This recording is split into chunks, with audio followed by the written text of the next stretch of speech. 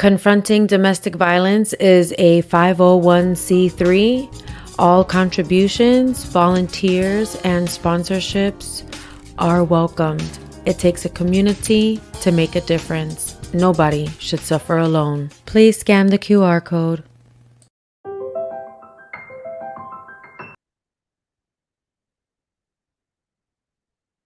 It takes courage to stand up and speak.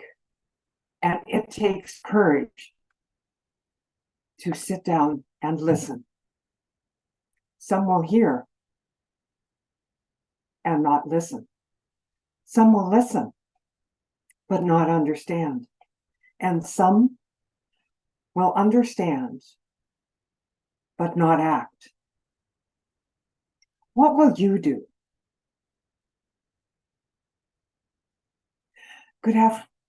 Good morning, good afternoon, good evening, wherever you may be. Thank you for being on the Domestic Violence Seminar. And I am thankful and grateful to be asked to be part of the Domestic Violence Awareness Summit. And October is Domestic Violence Awareness Month. It is important to recognize the impacts of domestic violence on women, on men, and on children. Domestic violence is gender neutral. I recognize all those who have been impacted by domestic violence, and I recognize all of those who have also lost their lives.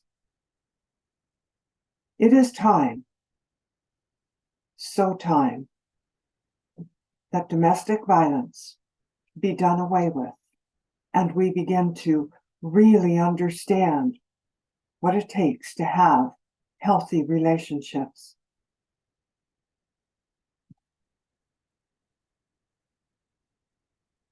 No one, and I mean no one, has the right to use abuse in their lives against others. And no one, and I mean no one, deserves to be abused. In the United States, it is estimated that 10 million people experience domestic violence every year. And according to the National Coalition Against Domestic Violence, about 20 people per minute are physically abused by an intimate partner. About 1 in 4 women and 1 in 9 men experience severe intimate partner violence, sexual violence, and or partner stalking with injuries, PTSD, contraction of STDs, and much more.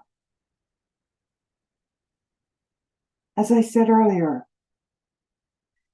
we are in 2023. It is time, so time for all of this to stop.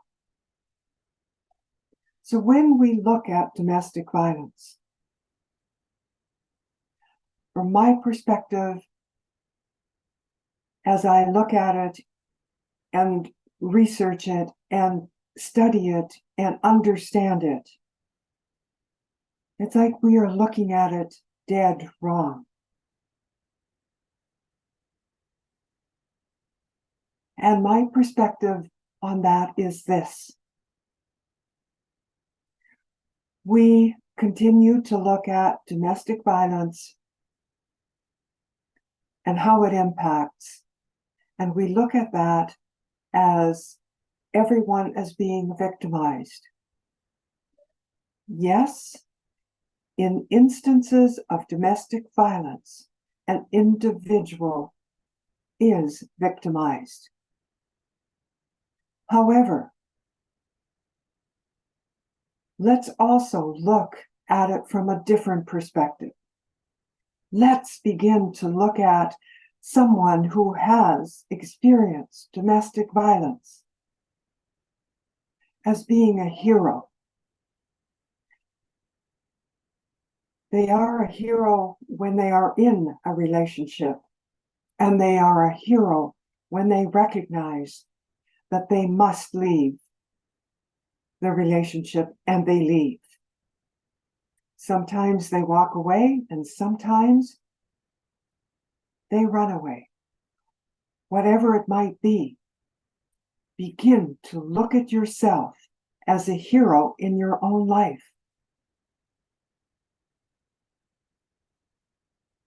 Domestic violence impacts everyone differently. I get that, and I understand that.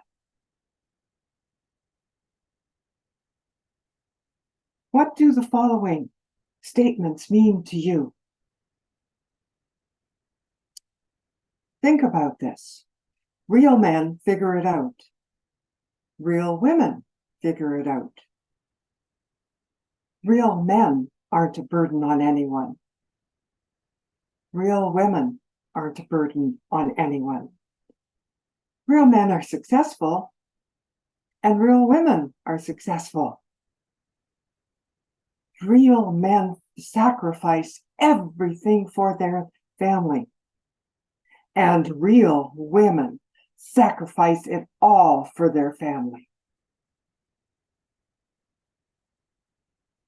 Real men bring home the bacon, and real women do it all. Do you see yourself fitting in anywhere there? Think about it. And you know what?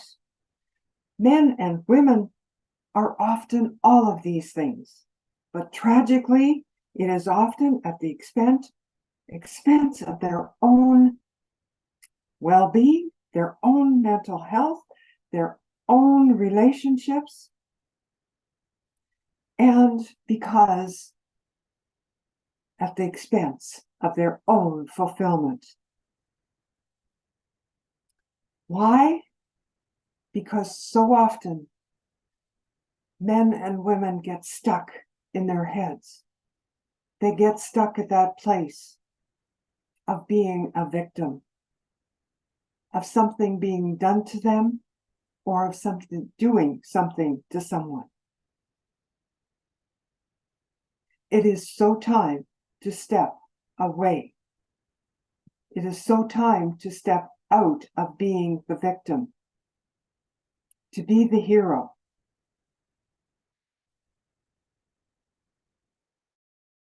If you have endured, and when you have endured domestic violence. And it's also time to step away when you have used domestic violence as an excuse. It's time that you became a hero in your own healing journey. And in fact, both sides have healing journeys to step into.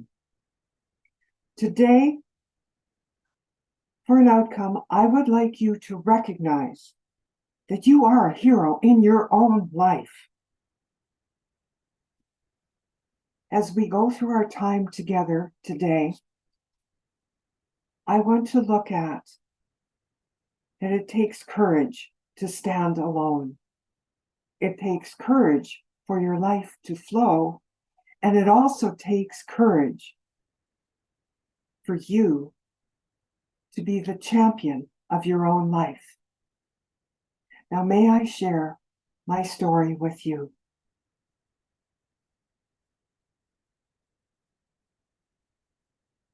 Some years ago, I was living in the Yukon in Canada, living my dream job. I worked long hours as a city administrator. I love serving people. I truly, truly love serving people. Being there for them, watching them change, but also just being in service for them. At the same time, I was a single mom, And I was also working on my master's program in another city, which meant that I had a drive of a 4-hour drive, sometimes a 5-hour drive, one way. And in Canadian metrics, 1,000-kilometer round trip. On my very last day of my master's program, my last course, I headed out for Whitehorse, Yukon. I was excited. The last day and last course, finishing this, and then I began to write my thesis. Yes, this was exciting. This was a dream come true.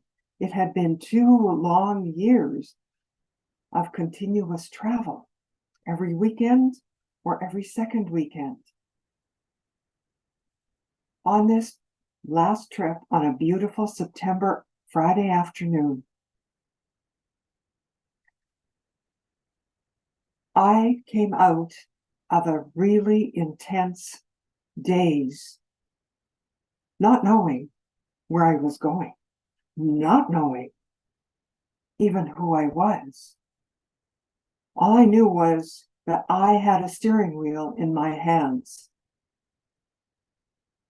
I didn't recognize any landmarks along the way, and I was in panic mode.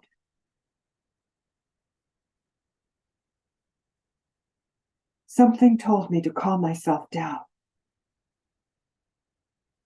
And I worked at that, and I worked at that. And eventually the panic subsided, and I began to recognize landmarks along the way. Clumps of trees, piles of rocks, because you see, I was driving on a highway in the Yukon, on mountainous roads. And I was scared.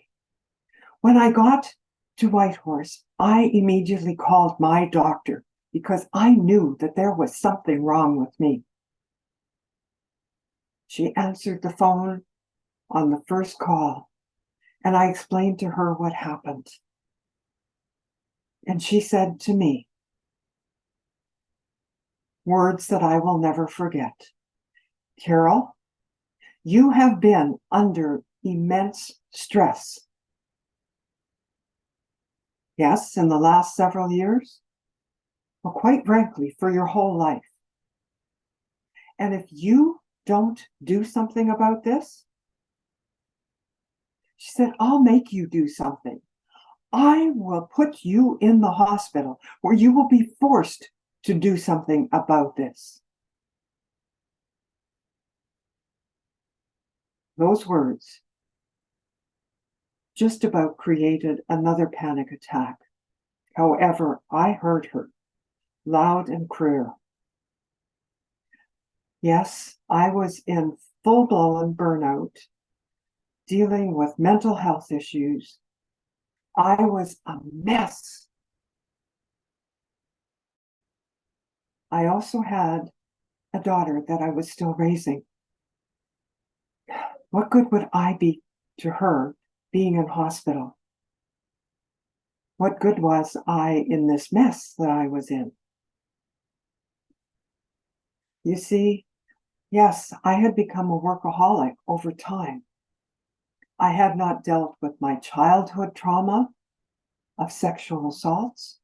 I had not dealt with a violence-filled marriage that I had escaped from 18 months earlier. A marriage that I knew if I stayed in, I would become a statistic. So you see, I knew I had to make a change in my life. And at that very moment, I knew I needed to take care of me. I knew that I was important to who I was as a being, and to be able to be there for others. And that moment was my decision to begin my healing journey. I had hit rock bottom.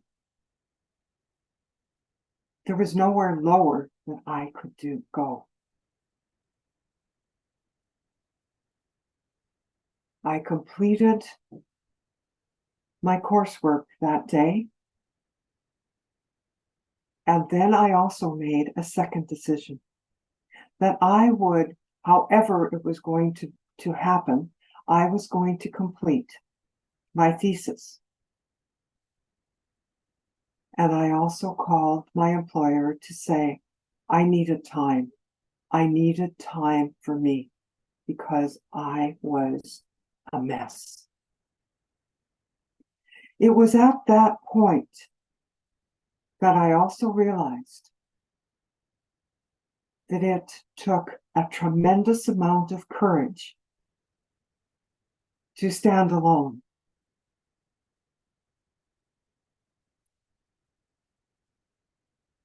I had reached out for help and support, and it wasn't forthcoming.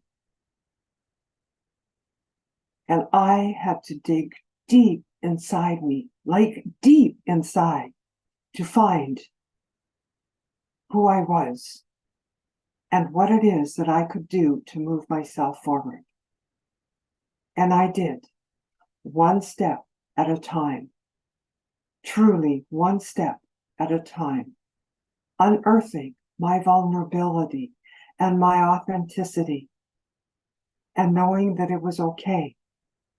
I was okay.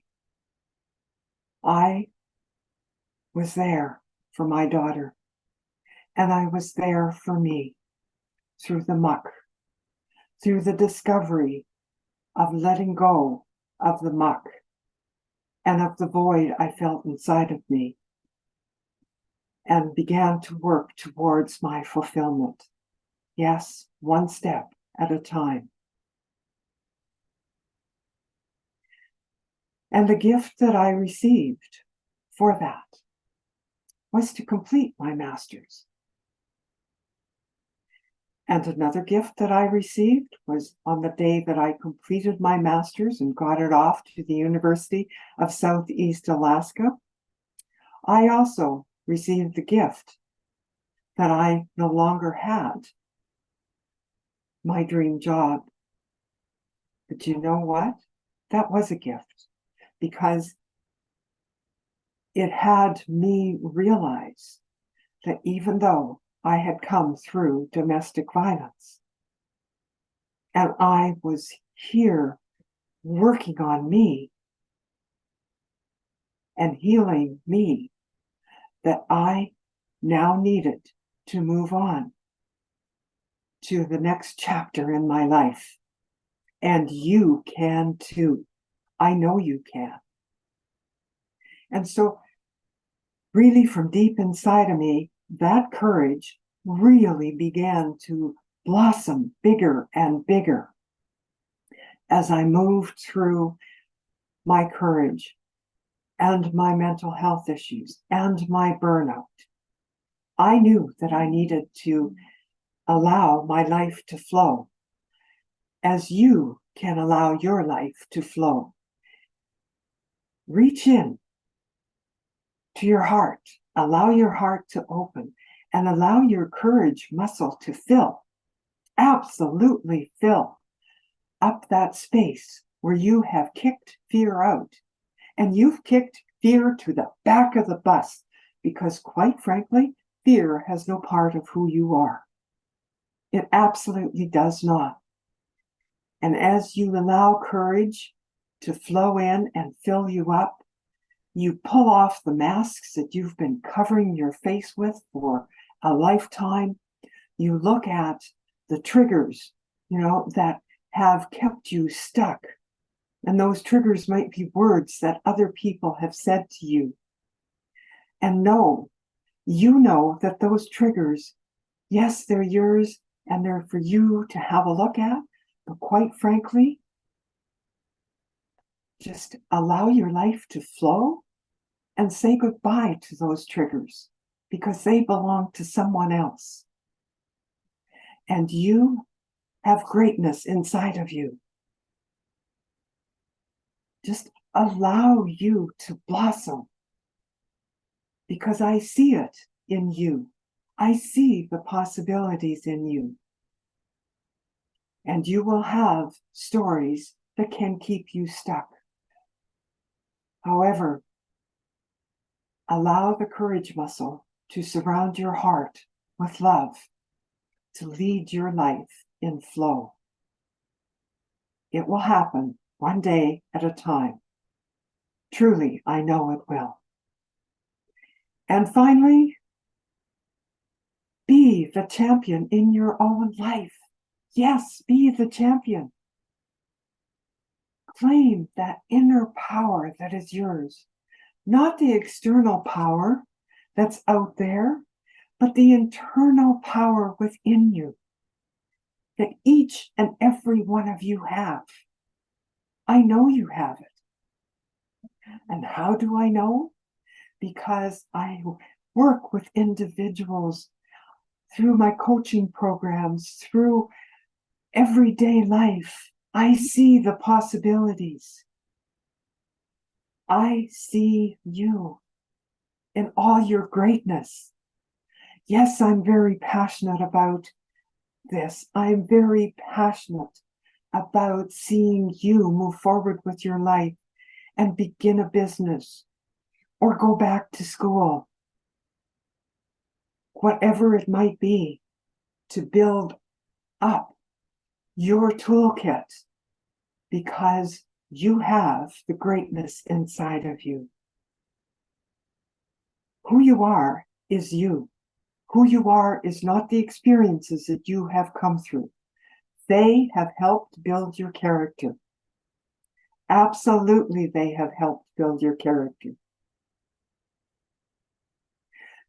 So before I leave, I want to leave you with a gift that you can find on my website. And that gift can be found at https://debunking/courage. This is all about helping you discover your courage, all about helping you make a decision. Decide today to act for you to put yourself first in your life. Become the leader of leaders.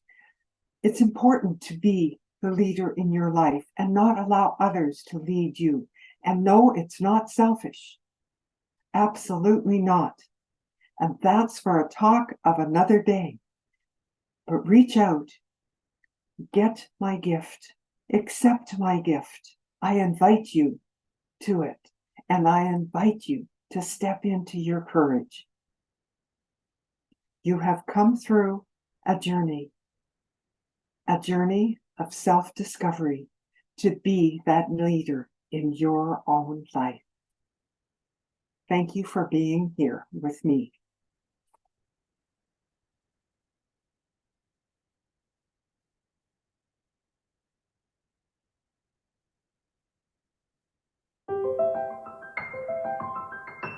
Confronting Domestic Violence is a 501c3.